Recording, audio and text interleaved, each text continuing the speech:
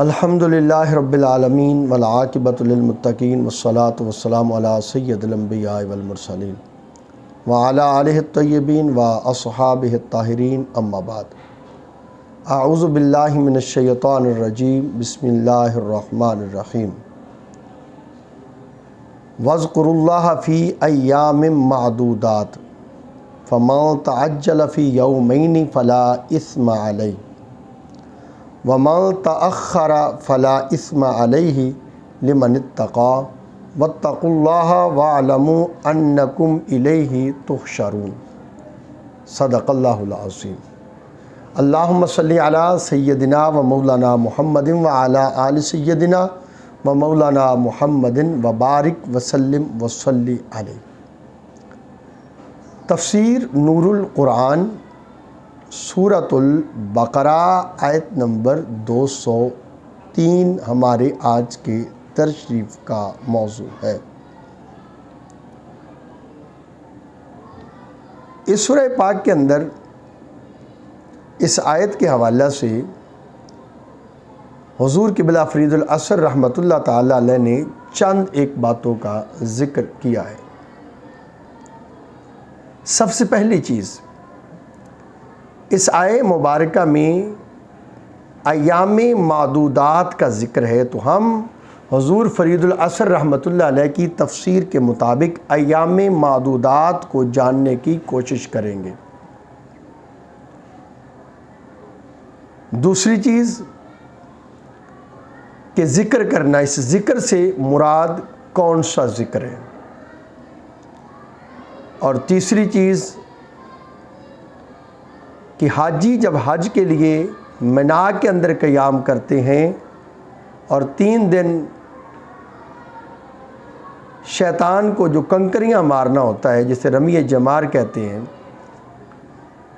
اس میں کب تک تاخیر کی جا سکتی ہے۔ آج ان باتوں پر ہم تفسیر نور القرآن کی روشنی میں گفتگو کرنے کی سعادت حاصل کریں گے، باقی باتیں اگلے درس شریف میں کریں گے۔ تو سب سے پہلے تلاوت کیے گئے قرآنی الفاظ کا ترجمہ سماعت فرمائیں۔ وَاذْكُرُوا اللَّهَ فِي أَيَّامٍ مَّعْدُودَاتٍ، اور گنے چنے دنوں میں اللہ کو یاد کرو۔ فَمَن تَعَجَّلَ فِي يَوْمَيْنِ فَلَا إِثْمَ عَلَيْهِ، سو جس نے 2 دنوں میں روانہ ہونے میں جلدی کی تو اس پر کوئی حرج نہیں ہے۔ وَمَن تَأَخَّرَ، اور جس نے تاخیر کی، فَلَا إِثْمَ عَلَيْهِ، تو اس پر بھی کوئی حرج نہیں۔ لمن اتقى، یہ حکم اس کے لیے ہے جو اللہ سے ڈرے۔ واتقوا اللہ، اللہ سے ڈرتے رہو۔ وَاعْلَمُوا، جان لو، انکم الیہ تحشرون، بے شک تم سب اسی کی طرف جمع کیے جاؤ گے۔ حضور قبلہ فرید العصر رحمۃ اللہ تعالی علیہ ان قرآنی الفاظ کے ضمن میں ارشاد فرماتے ہیں، ایام معدودات سے مراد ایام تشریق ہیں۔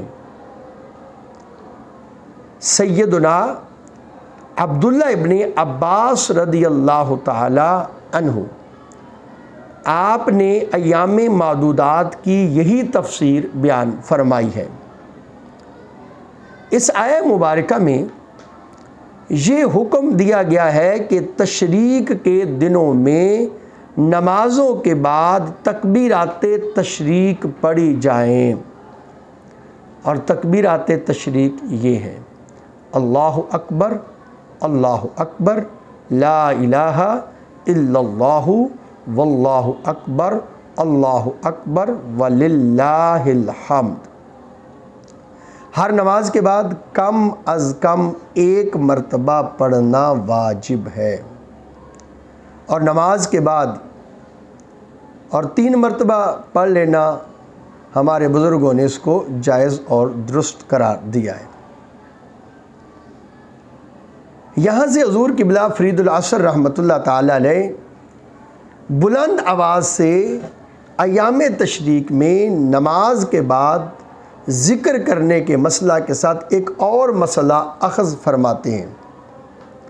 آپ فرماتے ہیں کہ بعض لوگ نماز کے بعد بلند آواز سے ذکر کرنے میں اختلاف کرتے ہیں۔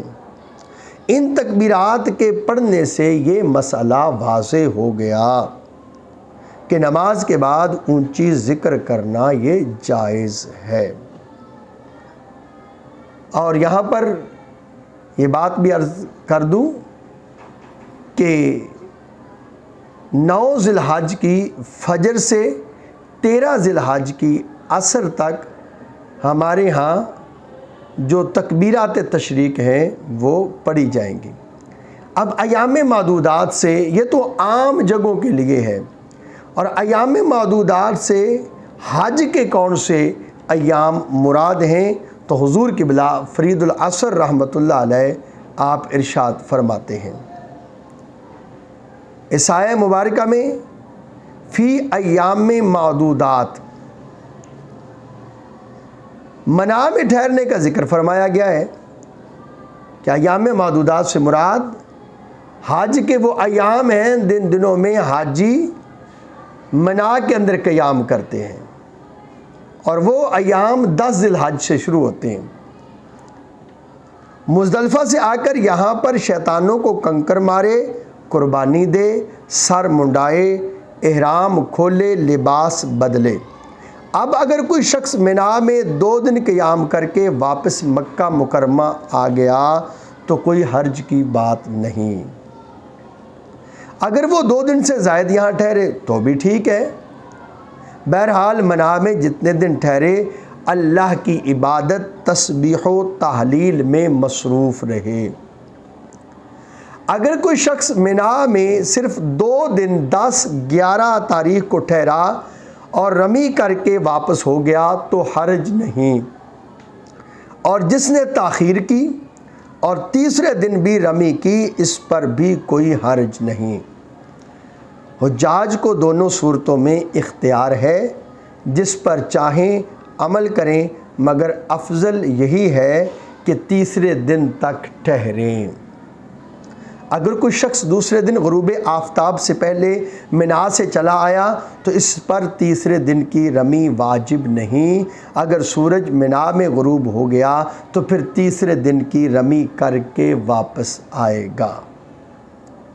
ایک ایس آیت کریمہ کے اگلے حصے پر ہم انشاءاللہ اگلے درس شریف میں گفتگو کرنے کی سعادت حاصل کریں گے۔ دعا ہے اللہ تعالیٰ نور قرآن سے ہمیں اپنے سینوں کو منور کرنے کی توفیق عطا فرمائے۔ وصلی اللہ تعالیٰ علی حبیبہ محمد و آلہ و صحبہ اجمعین برحمتک یا ارحم الراحمین۔